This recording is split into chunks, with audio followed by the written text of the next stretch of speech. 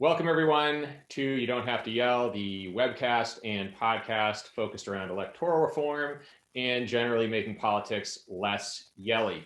Now, normally on this show, I do a lot of talking and with my guests about ways we can reform our electoral system to reduce divisiveness, reduce polarization, and have a government that actually governs.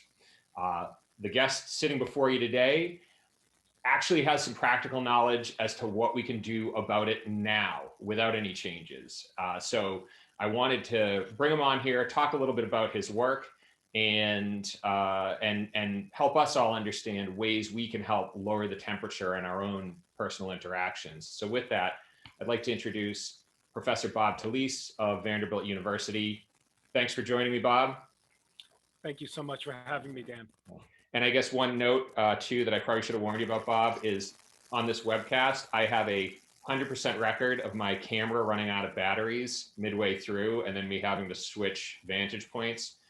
So you may see me have to sit down and look at the laptop here. So that's for you. That's also for the audience who has seen this weird shift in perspective in every episode I've done so far. So it's all good. Consider yourself warned. So I guess to kick things off, like I said, when I first found you, I found you via the TED Talk you did on again having conversations around politics, or in some cases not having conversations around politics and not letting it interfere with our relationships, and just really dug into a lot of the stuff you've written. And I think one of the things I found really interesting and something that I wanted to really start the episode with was this concept that the foundation of democracy is ultimately the idea that people who disagree or people who have differences have to be regarded as political equals and have to regard the other as political equals. And could you elaborate on that concept? Because I found that just really interesting. Sure. So, this is one of those philosophical ideas that to people in my business, political philosophy, is just sort of ground level, obvious stuff. But it turns out that it's a feature of modern democracy that as citizens we often lose sight of. Now, here's one way to think of it. Mhm. So, democracy is a kind of anti-hierarchy ideal when it comes to politics, right? So democracy is, our democracy is founded on the principle that there's something fundamentally illegitimate about a monarchy, right? And in fact, the Declaration asserts, not only the permissibility of revolution, but the obligation to revolt, right, against this kind of unresponsive, non-accountable site of political power. So democracy has its root in the idea that hierarchical forms of government and forms of politics more broadly, from monarchy and aristocracy to oligarchy, are fundamentally flawed at the moral level. They might be efficient, they might be good at creating social stability, they might be, but there's something morally inappropriate and lacking in any form of politics that is based on the idea that from the point of view of our social arrangements, Mhm. some people are other people's subordinates.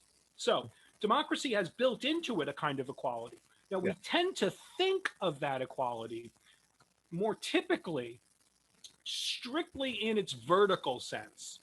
Mhm. That is, we think that in a democratic society, the government is required to treat us as equals. It can't discriminate against us. It can't recognize titles of nobility. It can't establish a case system, so on and so forth.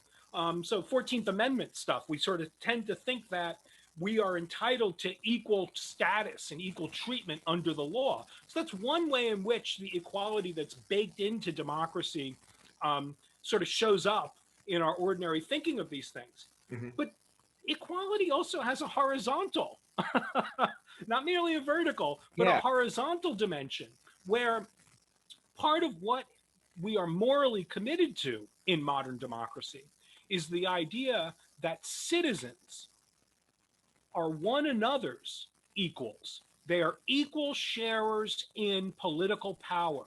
They are equal wielders. They are equal participants. They're equally responsible for the kind of politics that emerges from their activities as members of a self-governing community. So that's what I mean by we say like democracy is rooted in the ideal of political equality. Not only must the government with its policies not discriminate or show partiality against us in our role as citizen, right? Yeah. But citizens are one another's equals. They are sharers in the common project of creating a decent, relatively just and stable social order in the absence of bosses and rulers and kings and noblemen, right? Mhm. That's the sort of morally dignifying, it seems to me, morally dignifying a vision that modern democracy is rooted in. And the founding documents, of the United States, from the Declaration, the Constitution, the Bill of Rights, the Federalist Papers, all these things. You see these really inspiring assertions of that I'm nobody's subordinate is the sort of the core of citizenship. Now, of course, those moral commitments of democracy have a very troubled, complicated history in our country that I'd say we have yet to fully confront. But the aspiration is the aspiration of democracy laid out in our Constitution and other documents is that a democracy, a modern democracy, a democratic republic, is a self-governing community of political equals, and Mhm. that's got both the horizontal, both the vertical and the horizontal dimension to it. How's that? Yeah, that's absolutely fantastic, and I think it's something that like not a lot of us think about either. And it's funny too because as you were talking, one of the things I've thought a lot when I look at how people talk about politics is very often it seems like what they're looking for is a one-party state. Like it seems like what they're looking for, or what their definition of democracy working is their opinion extrapolated across all of government. And I think that is I think that's probably the most damaging, or one of the most damaging aspects of polarization in 2020. The other thing I wanted to discuss, just to level set for the rest of this conversation, is that even though that's the state of polarization today, polarization isn't entirely bad. It's necessary, or it's a necessary aspect of democracy, right? Yeah. So, here's the nice segue from the talk about political equality. Mhm. One of the byproducts, and it might be more than merely a byproduct. I mean,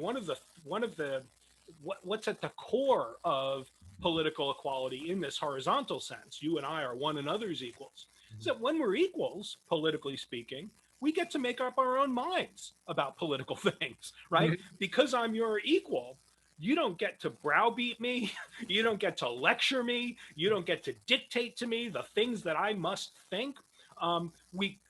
We can try to persuade each other for sure. We can disagree. We can try to correct one another's errors as we see them. Sure.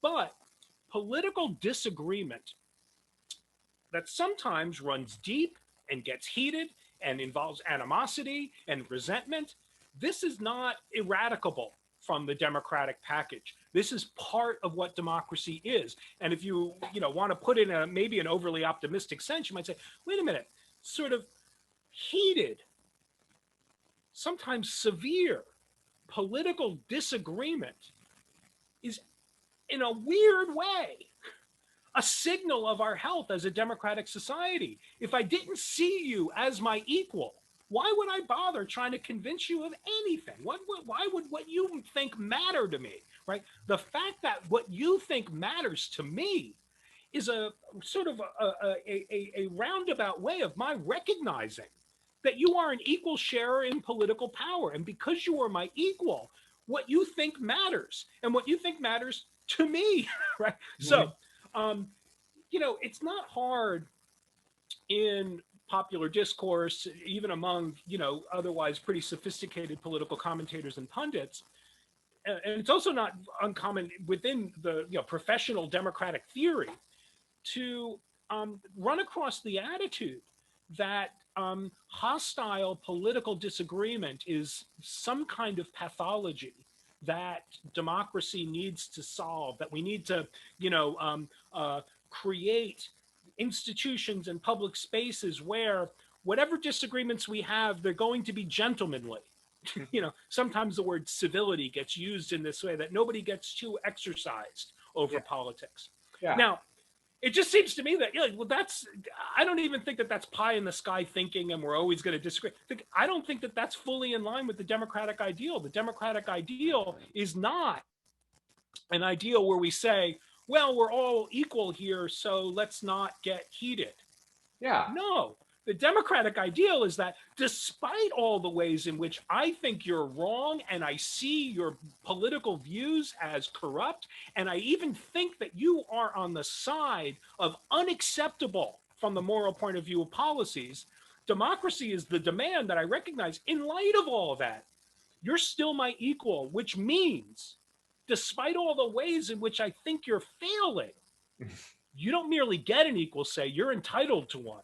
Now, that's a tall moral demand. That's a heavy demand to put on citizens.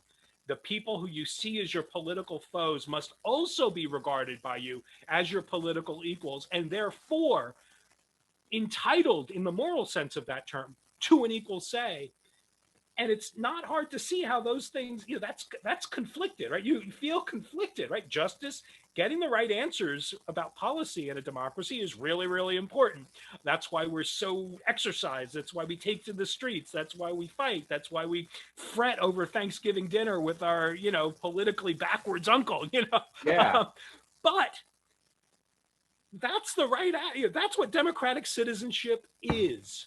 It's caring really, really deeply about how the political order gets structured by way of our participation as as individuals in a community of self-governing equals.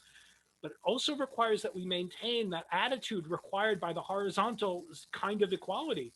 My uncle has got all the wrong political views, and if he gets his way, the country will fall further away from being properly just. But that doesn't impugn, right? That impugns his ideas. Maybe that doesn't make him my subordinate. That doesn't make him a mere obstacle to be overcome. He's still an equal, gets an equal say. We vote the way that we vote. We participate the way we see fit. But the fundamental anti-democratic thought is that my political opponents are merely obstacles to be surmounted in the process. Rather than, despite all the ways in which I think they're wrong, misguided, irredeemable, corrupt, they're nonetheless equal sharers in this common thing that that we all have to recognize one another's equality in the course of doing it. Does that sound right? Yeah, I mean, you're making me feel better about all those interminably long political arguments I see on Facebook now, because I'm actually like, hey, they care. They're actually caring. So I'm gonna.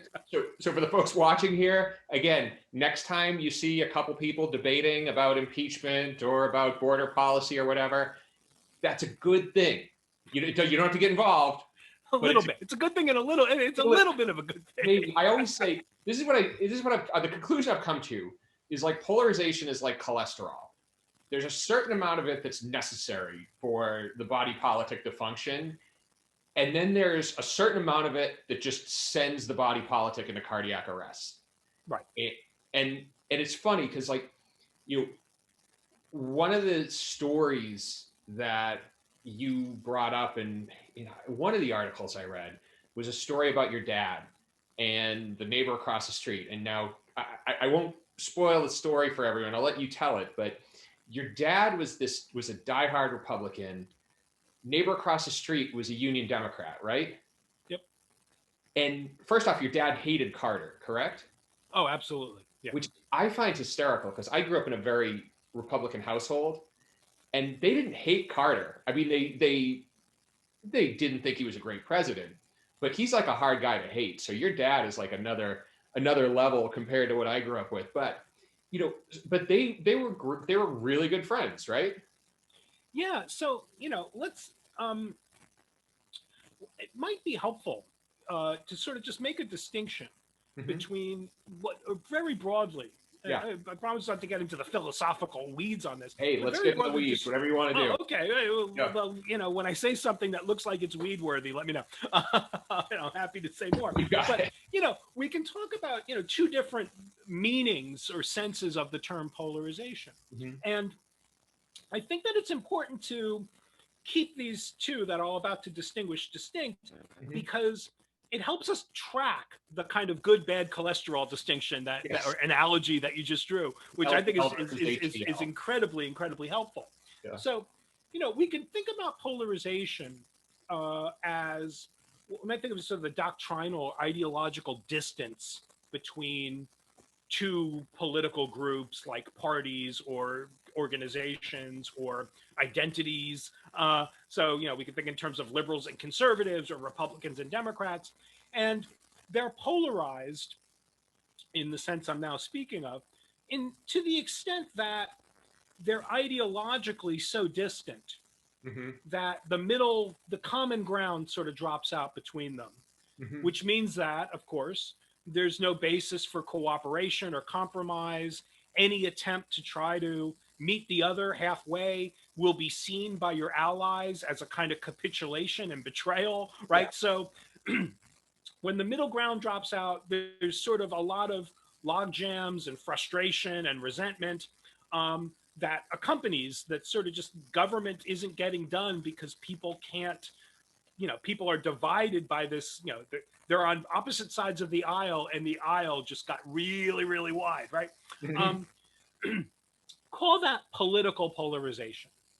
Now, to a certain degree, political polarization is, I think, often like the good cholesterol. When you say, well, wait a minute, we're talking about political parties, it's good for them to, be different. Yeah. Citizens need to think that there's a choice to be made, that, you pull one lever rather than the other, or check one box rather than the other box. There's going to be just different things are going to happen for the next 4 years or 2 years or 6 years or whatever. So it looks as if having distinct political parties that have identifiably different policy and governing agendas is actually sort of healthy for democracy. It's like, well, that just means it's not one party. And if it's one party, it's not really democracy. So a certain degree of political polarization, I think, is inevitable and is healthy. Now, let's think for a second before I draw the other kind of polarization. This is a little bit of the weeds talk now, but yeah.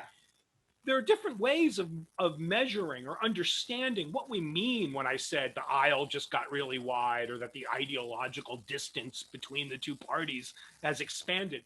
Well, what are we measuring? What does that mean? Just want to lay out really quickly 3 different ways of understanding what's being talked about when you talk about ideological distance or the parties sort of separating. Well, what are they separating? What does that mean? One way to think about political polarization is to look at the party platforms and to say, well, the Republicans and Democrats are extremely polarized when their platforms have no intersect. They don't share any legislative, policy, or principled items on their platform agendas. Mm-hmm. Another way is to look at the composition of the party leaders, the candidates, the majority and minority leaders and the representatives, right? And just to see, well, how ideologically aligned are the two parties at that level, the candidates, the representatives, the office holders, the party leaders. How much do they agree with one another?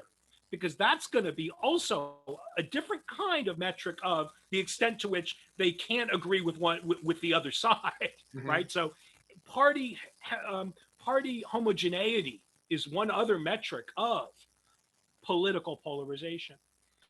Now, there's a third, and this will get me to what you were mentioning about my father. Yeah.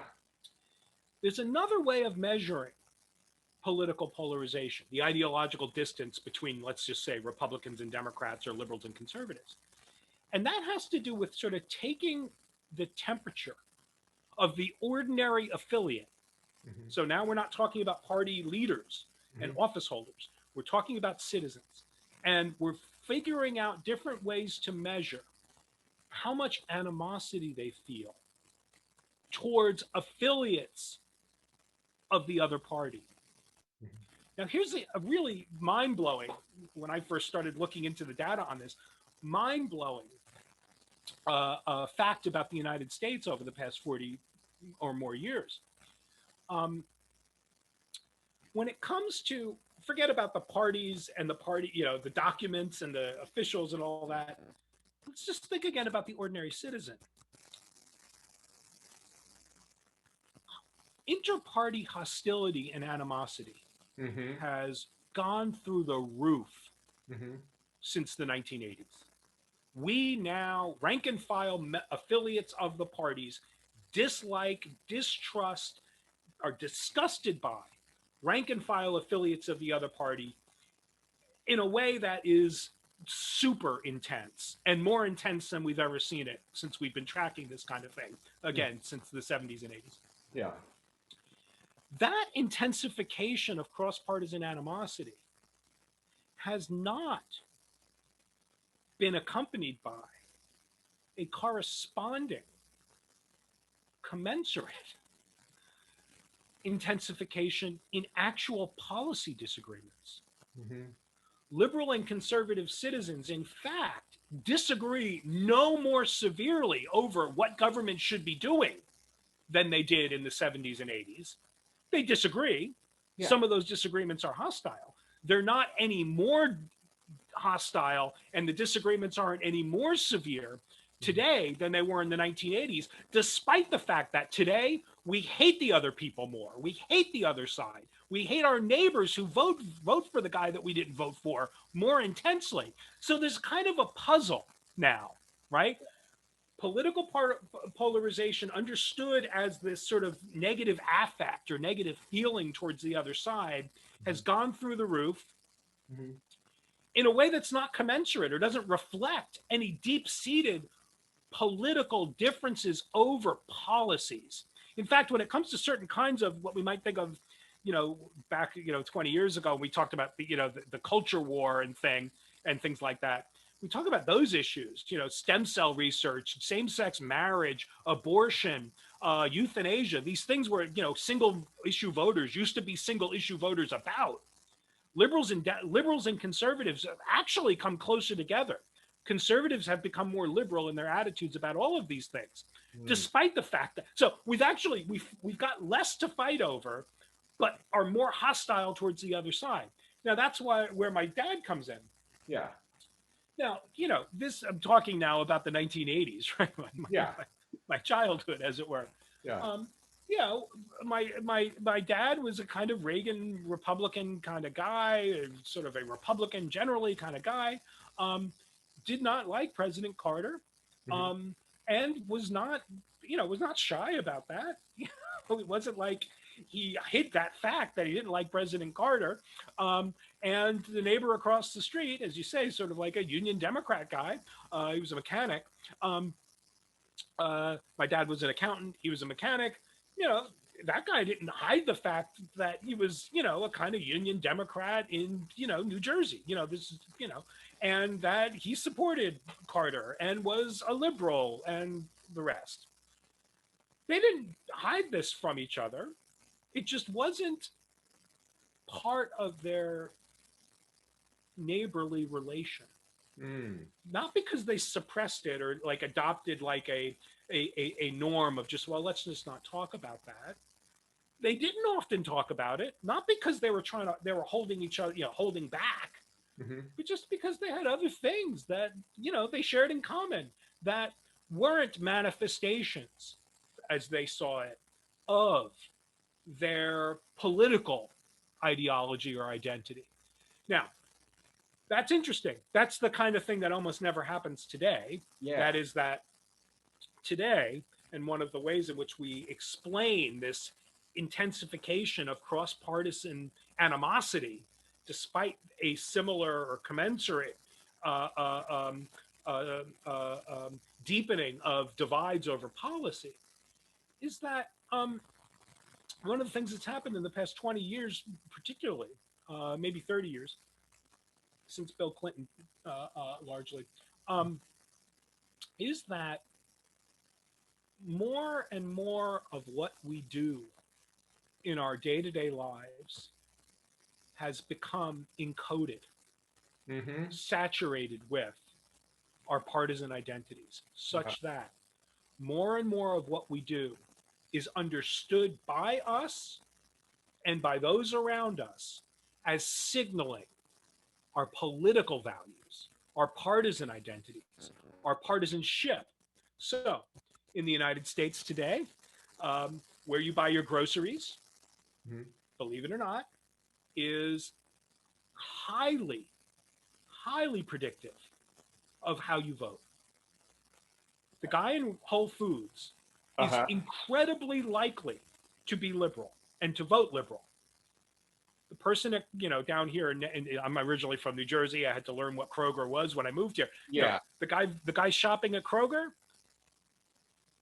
heavily, heavily likely to be conservative. I, And by the way, that's across the country. You can find that kind of divide between supermarket chains and politics. Here's another one.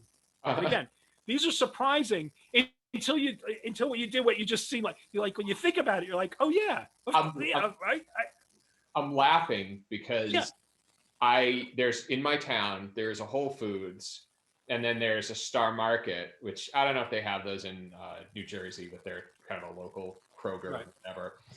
And yet I'm laughing because I'll go to both and I'm seeing exactly what you're saying. So go on with the next one. This is So the fantastic. next one, Starbucks and Dunkin' Donuts. Where do Oh, you of buy course. your Yeah. coffee? And now look, of course, everyone's like, oh yeah, the Starbucks is the liberal coffee shop. Yeah. Dunkin' Donuts is the conservative coffee shop. And now just think about it, by the way, except for in Massachusetts. Well, yeah.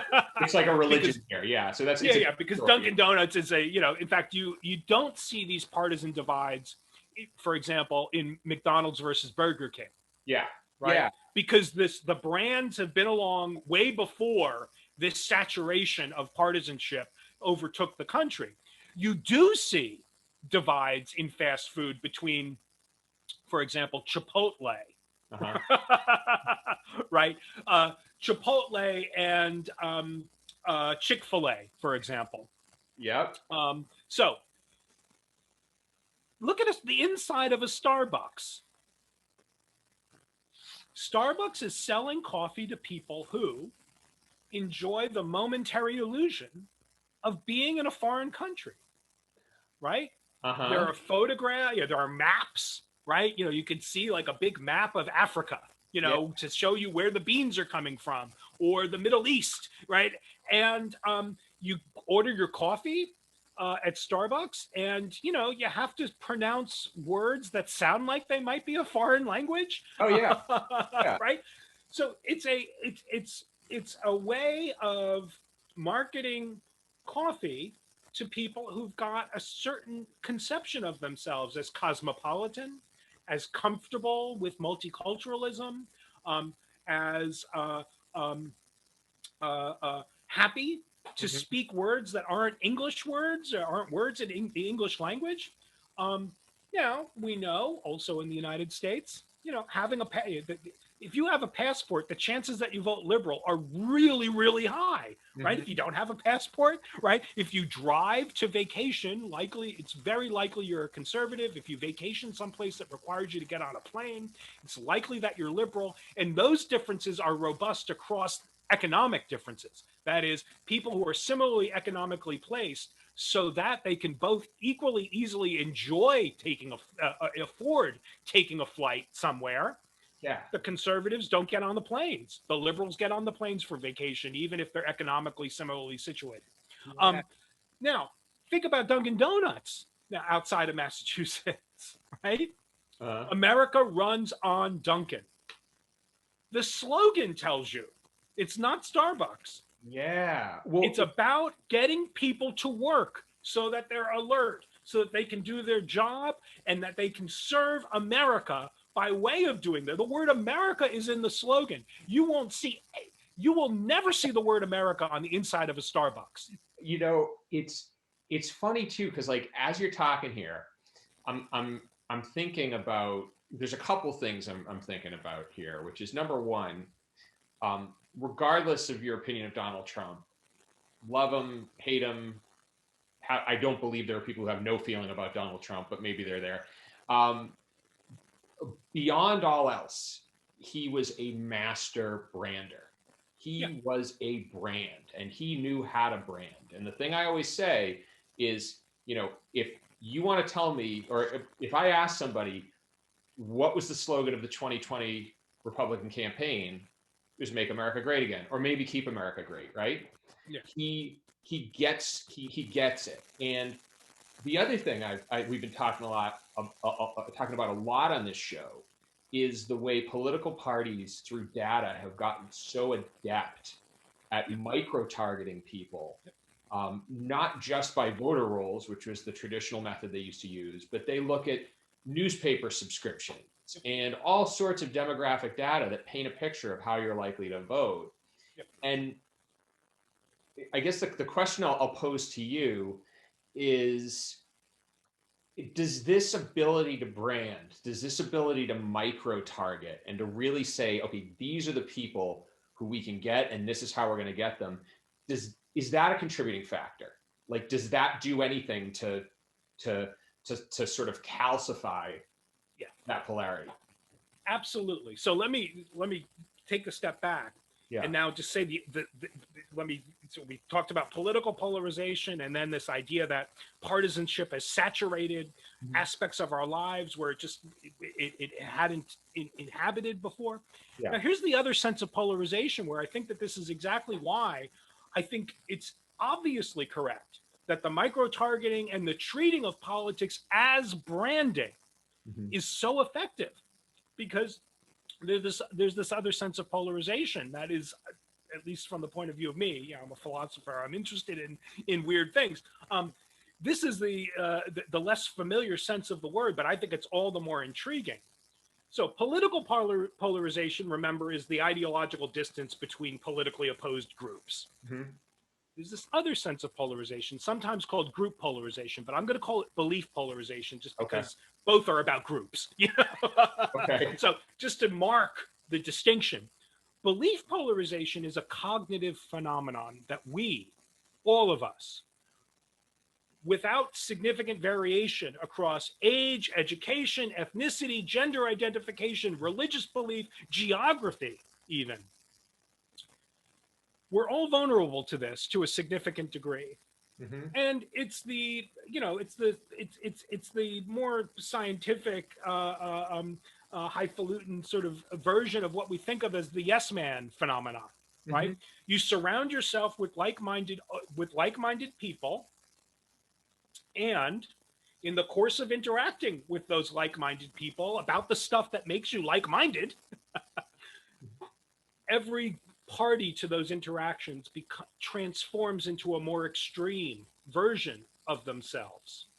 Now, what that means is that liberals become more stridently liberal, more confident in their liberal views, more ready to assess non-liberal views as idiotic, ignorant, morally corrupt. The same goes for the conservatives. You get conservatives interacting. If they're, for example, Second Amendment types, they become more radically invested in the Second Amendment, more likely to recognize fewer kinds of constraints on gun ownership that would be consistent with the Second Amendment, and more inclined to see anybody who deviates from their particular commitment about the Second Amendment as wanting to take guns away, right? So not only as we become more extreme versions, more confident, more strident versions of ourselves, we also come to adopt increasingly negative attitudes and assessments of the people who are not like us. That is, as belief polarization takes hold of us and our allies, we become more extreme. We become more like our allies, right? We become more uniform as allies, Yeah. and we become more dismissive, disrespectful, and derogating of people who aren't like us. And we come to see the people who aren't like us as radical, extreme, monolithic, close-minded, unreachable people. So you see this, by the way, in real time, right? You know, the gun control example is only one, right? That once belief polarization takes place, with a with a Second Amendment advocate, you know, any little suggestion that you're like, well, you know, should people really be able to own this kind of weapon? That's automatically not only perceived, not only interpreted, but actually heard as, you want to take my hunting rifle away, right? Yeah. Think about the same way. Let me just give one other example about the border wall. Yep. You saw this unfold with, you know, when the border wall was a thing that people were debating. I mean, it seems a long time ago. It wasn't that long ago, right? Yeah. Yeah. But there you say, well, wait a minute. You know, for those who were supporters of the project, the Trump project of building the border wall, for somebody to say, well, wait a minute, like, this is an incredible expenditure. How are they going to secure the land? Don't we care about property rights? You know, I mean, somebody just giving like reasons why this might not be such a good way to spend the money, or a good way to understand what the government's role is in thinking about border security, whatever it is. To say that to a supporter of the border wall was instantly to be heard as being opposed to borders as such, to wanting to welcome and to give presents to criminals and drug dealers and human traffickers. That is, as we believe polarize with our allies, we become incapable of hearing nuance in the other side's views. We hear the other side as a monolithic extreme, right? We attribute to our opponents only the most extreme, which is often the most implausible version of the opposing side. You see this every night, by the way, on television. If you watch cable news, this is how this works. Now, in some cases, it's strategic. This is a way of, you know, propagandizing, you know, your audience base. In other cases, though, it's strategic because it plays on a cognitive vulnerability that we are all that we all are affected by. You know, we surround ourselves with like-minded others, we just become more extreme versions of ourselves. Now, all of that is to say, here's the connection then with the other parts. Yeah. All of that is to say that as we become more extreme, we become more dismissive of the other side, more and more of what we do becomes, in our own minds, tethered to and expressive of who we are, and who we are becomes more and more a matter of the politics that we hold, such that in the country now, liberal and conservative are not names strictly for political beliefs about what government should be doing or what the priorities should be for your legislative bodies.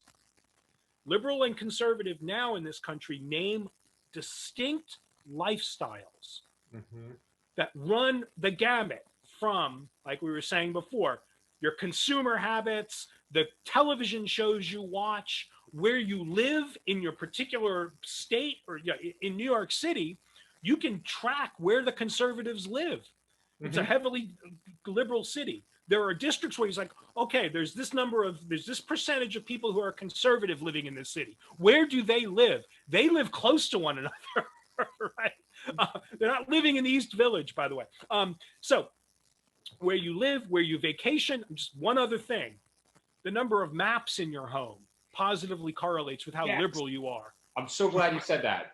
Continue, please. The number of clocks in your home positively correlates with being conservative. Yeah. And these are ways not only of organizing the world around us so that we feel affirmed in who we are, and we become more and more committed to the idea that fundamentally who I am is a liberal. or who I am is a conservative, that is, that our political identity becomes more so central to our understandings of ourselves socially, not only do we make the world so that it feels welcoming to us because it's affirming who we understand ourselves to be, it also is signaling to others who we are. It's inviting certain kinds of interactions. It's discouraging others. And what that means is that, here's the big upshot. I know this is No, please. here's the big upshot. You might be familiar. I suspect a lot of the people listening to me right now are familiar with this concern about echo chambers and silos in online and social media spaces. Yeah. Those are legitimate concerns because of this belief polarization phenomenon. It's really easy to extremify people, to turn them into radicals when you're able to control and contour and curate the kinds of information they are exposed to. That's a critique of 24/7 news channels and the ways Facebook algorithms work and all that. All of that is perfectly well placed and a real important warning about how our democracy is conducting itself.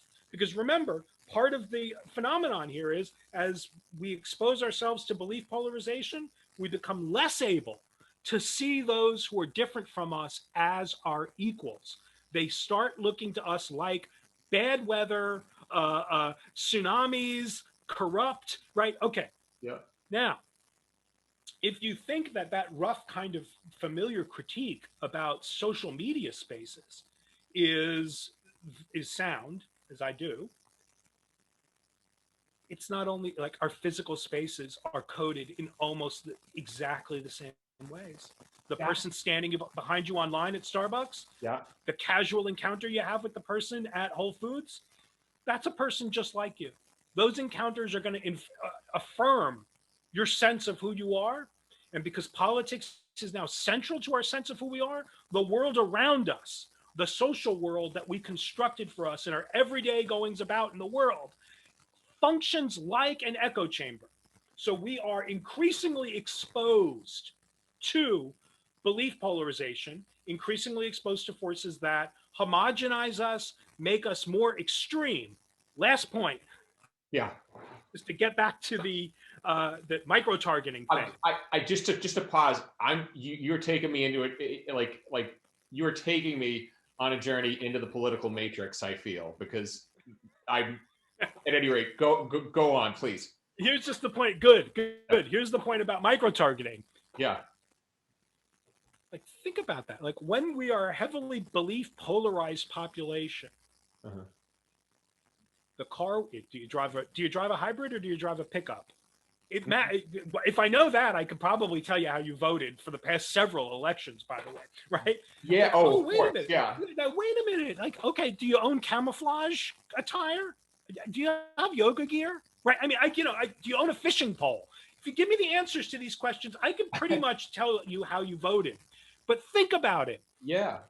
Think about what a boon that is to marketers. It's like, oh, I can sell you the truck by showing you a picture of a guy in a flannel shirt driving it, because you're going to feel affirmed by the flannel shirt, not the yoga gear. I'm going to sell the hybrid car by showing you a picture of the person in yoga gear using it, because you're going to affiliate with that. You're going to feel affirmed by that image.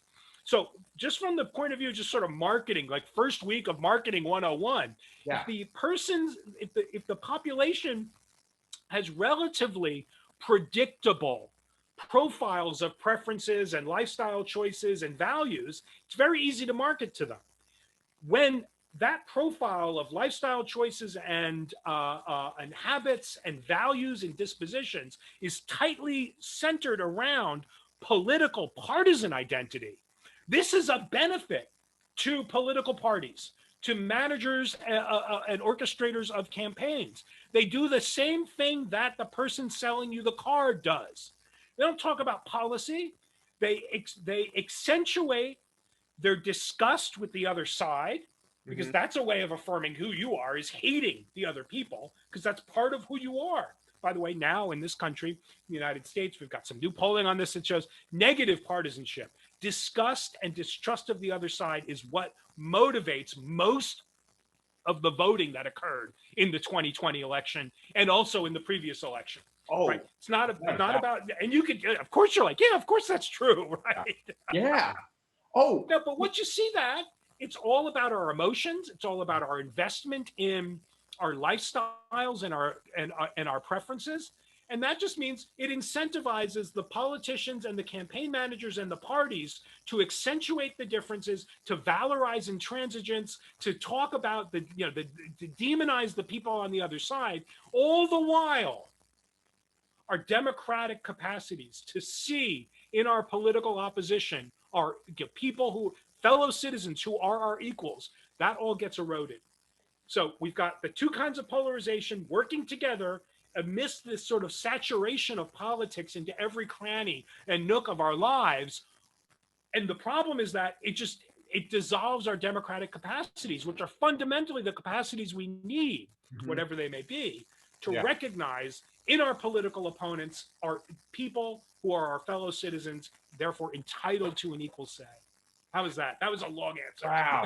No, but I think it's worth saying, and there's one thing before I move on to the next question, which I'm going to break into two parts. I want to just state something for the folks watching and state something for the folks listening, which is if you have any doubt on the ability for a well-funded enterprise, be that a business or a political party, to use data to target you, there's a story, and I wish I could remember the book so I could credit it, but there's a story I read about this dad who goes to get his mail, and there's baby formula sent from Target to his daughter, right? So his daughter gets baby formula, and he's a little, perplexed and whatever, so he just disregards it.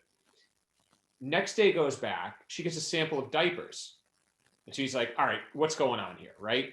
So he complains to Target about it and says, my daughter's 15. Like, why are you sending her baby stuff? And they apologize. They said, we'll take her off our list, whatever. Turns out, like a few weeks later, the daughter tells the dad that she's pregnant. And Target's ability to look at this girl's buying patterns, see how they deviated, and determine she was pregnant was that precise. It was so precise that they knew it before the dad did.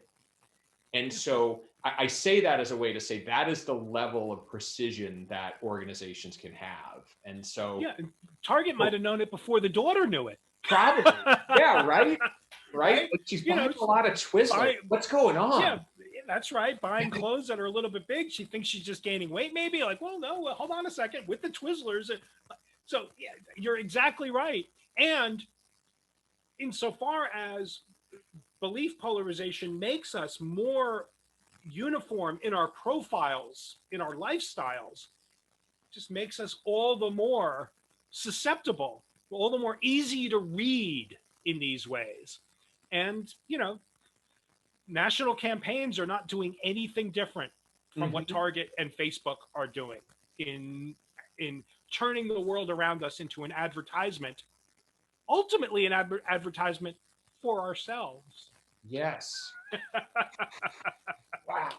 So I could totally go down this rabbit hole, but there's another thing I want to talk to you about here, which is cool. I had told you before we hit record that I live in the town I grew up in. So I was born and raised here, Dedham, Massachusetts, as I call on this podcast, the birthplace of modern democracy, because we do have the oldest town meeting.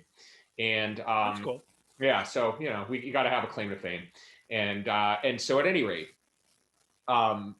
Dedham, when I was growing up, was very mixed socioeconomically, very homogenous racially, as was most of Boston at the time.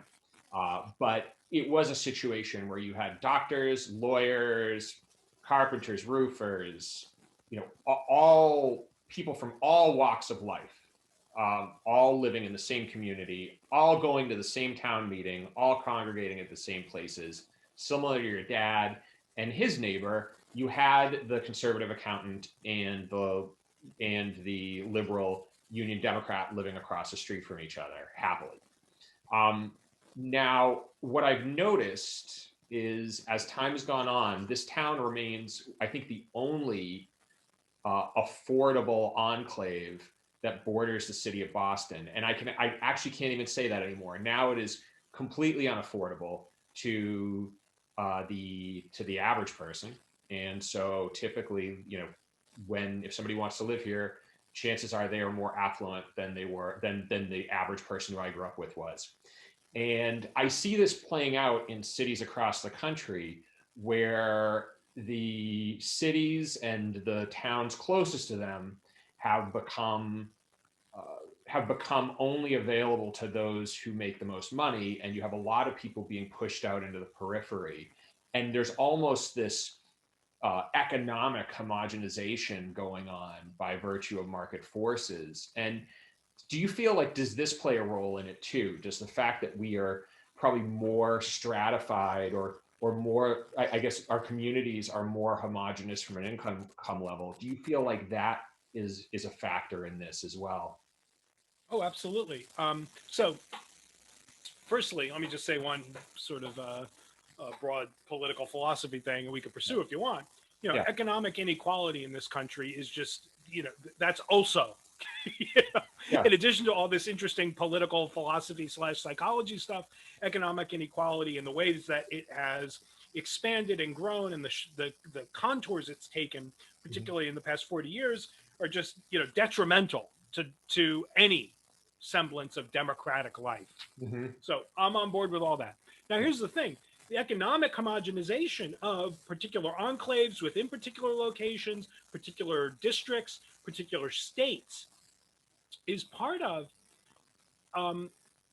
a broader homogenization, again, of lifestyle, consumer choices, values, the way you understand what family is and how what child rearing is alike, and all the rest. But what's interesting about this is the more affluent people moving into your city now are more alike people who are economically similarly situated in Oregon Mm-hmm. than they are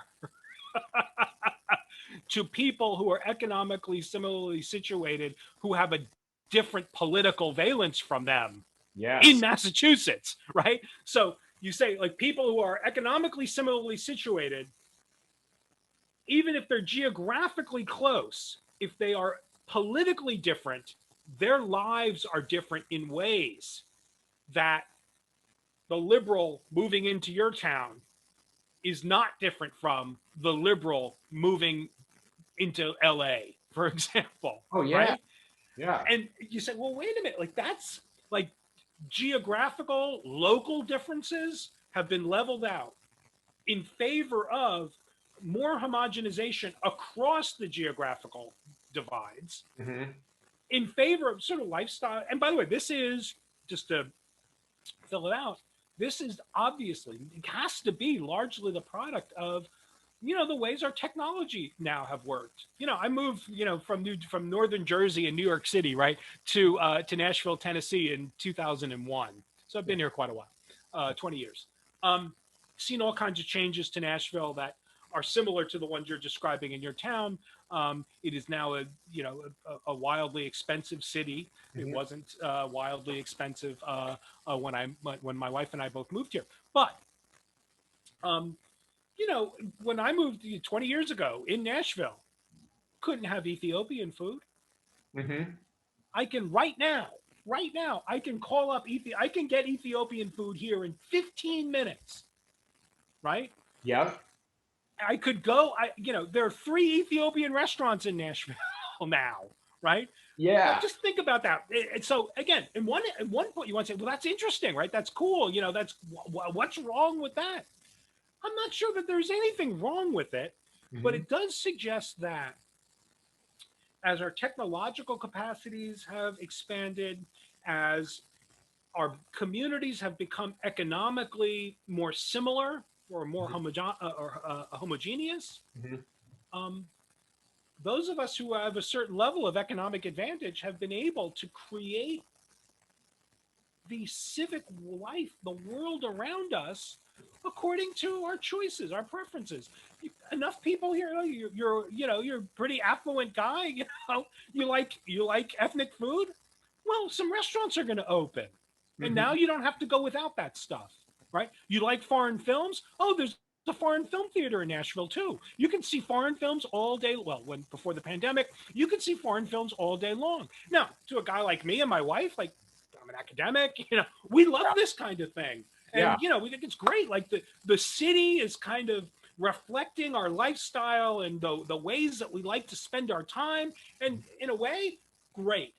Yeah.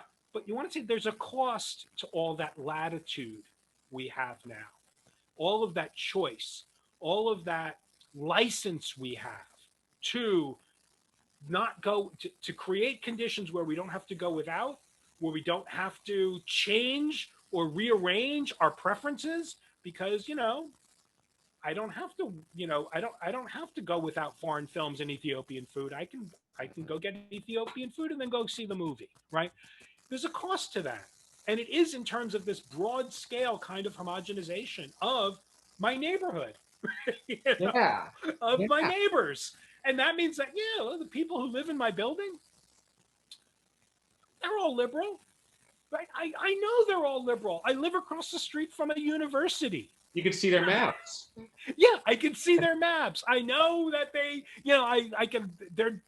There is no pickup truck in the parking lot of my building. That's Yeah. a pretty good sign that there's not a conservative. Right? So I live across the street is a university and a Starbucks. I don't know where the closest Dunkin' Donuts is, right? Yeah. So um, that's just to say that there are advantages and disadvantages to this kind of stuff. We like to make the world, we like to sort of, what's attractive to a location to us is that, oh, look, there are sidewalks. I live 5 minutes walk from the main park in Nashville, Centennial Park. My wife and I like parks. That's highly a liberal preference. Yeah. And what does that mean? My neighbors are going to be kind of like me. My interactions, unplanned interactions with others, are going to affirm my social identity, make me feel good about who I am, going to sort of stoke my liberal commitments. And then before you know it, I'm an easy mark for the micro targeting and for the Rachel Maddow show to come on and tell me, the Republicans are out to destroy the country. Is Right? Yeah. And so are we in a way, and tell me if I'm totally oversimplifying it, but are we just victims of some massive branding exercise gone awry that happens to have income inequality baked into it? Maybe. Again, I don't know if it's gone awry. Well, It I mean, seems to me. I guess not. My buying patterns are pretty reliable. I have one final question for you, and because I think we've talked a lot about how politics has consumed identity, and how and I'm still trying to wrap my head around this now. I'm thinking about the difference between Whole Foods and Star Market, and just realizing the way we inhabit these sort of habit trails that cater to specific lifestyles. So I guess the question I have for you is, I think most people, even the most hardened partisans, agree that the polarity is a problem, and agree that the fact that the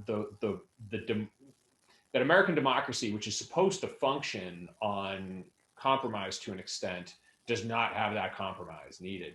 Um, so if I'm on the left or I'm on the right, and you could probably tell me who my listeners are by virtue of how I'm broadcasting this, but that notwithstanding, for those on the left or those on the right who want to start to reduce this, like, how do they do it? Like, does the liberal guy go and eat at a Cracker Barrel for like a couple months, or like what do you do? So look, this is the I don't know, it used to be $65,000 question. Now it's Yeah. like probably $6 trillion question, given the way inflation works. Yeah. Whatever the appropriately astronomical number is, Or a one sum Bitcoin. is, it's the big problem. So Yeah. here's the thing. I don't think more politics can fix this. Mm-hmm. I think that the only way really out of, I mean, by the way, trying to get along with the other side, trying to hear them, putting a little effort into trying to not see them as, criminals and demons and all the rest, all that's good. And I wouldn't, wouldn't advise against that, Yeah. going to the Cracker Barrel kind of thing. Yeah. But, that's all fine. It's just not going to be sufficient. The root of the problem is the saturation of the political into every aspect of our lives. We need to find a way to reclaim segments of our lives for activities that are cooperative, that involve other people, where we're not suppressing our politics or shelving our political differences. We need to find things to do together in which politics is just irrelevant, is beside the point. That's not the reach across the aisle, join a bipartisan softball league, learn to love your enemies prescription. I mean, do all those things too. That's all Yeah. good. All of those proposals keep politics at the center of the endeavor. So if you're going to Cracker Barrel because you want to see how these conservative people eat, that still puts politics at the center. I'm not saying don't do it, I'm saying it can't be sufficient. The thing that we need to do is reclaim part of our lives where you and I are engaged in something and I just don't know what your politics are like, not because we've entered into an unspoken code to not talk about politics, but just because the thing that we're doing isn't about politics. The fact that your listeners, having heard me say that, are now scratching their heads and saying, what is this philosopher talking about? That's the symptom of the problem. That we can't even imagine that kind of attitude is an indication of how deeply submersed we are in partisan identity. We can't even imagine what it would be like to interact with another person in some cooperative way where I just don't know what your politics are like, because the thing that we're doing is not an expression of our politics. That we can't think those thoughts is the real problem. It's the if we can figure out how to undo that, polarization won't be as toxic as it is. It'll be constrained. Our partisan divides will be contained. Everything will fall back into place, and we'll have a healthy, arguing, disagreeable democracy, but it'll be healthy democracy, not toxic. Yeah. Well, you've given us a lot to think about here. And I'm literally scratching my head trying to fit. The only unifying thing I think in American culture is probably pizza, and that's the fact that everyone's sort of ambivalent to it. So, well, Bob, thank you very much for Thanks. coming on. We could have Thank you for spent having me. I could have spent way more time on this. I should have blocked off 2 hours. So we're gonna have to do this again. And for those interested too in reading more, where are some places they could find your work? What are some other ways they can dig into this subject? So I have my most recent book is called Overdoing Democracy: Why We Must Put Politics in Its Place. It's about to come out in paperback. But you can find me on Twitter, ampersand Robert Talisse, RobertTalisse. And I usually post things, mostly jokes, but I usually post things about my work when things come out. I'm also, you can find me at the Vanderbilt philosophy department, but also, online posts things about where my work comes out. But yeah, the most recent book about this stuff is the Overdoing Democracy book. And there's a forthcoming book that's a kind of follow-up that's called, that'll be out in the fall with Oxford University Press, called Sustaining Democracy: What We Owe to the Other Side. Cool. Well, folks, that's your action item. I will have links to the book and Bob's Twitter account in the show notes on ydhty.com. Check it out. And thanks again, Bob. Thank you so much.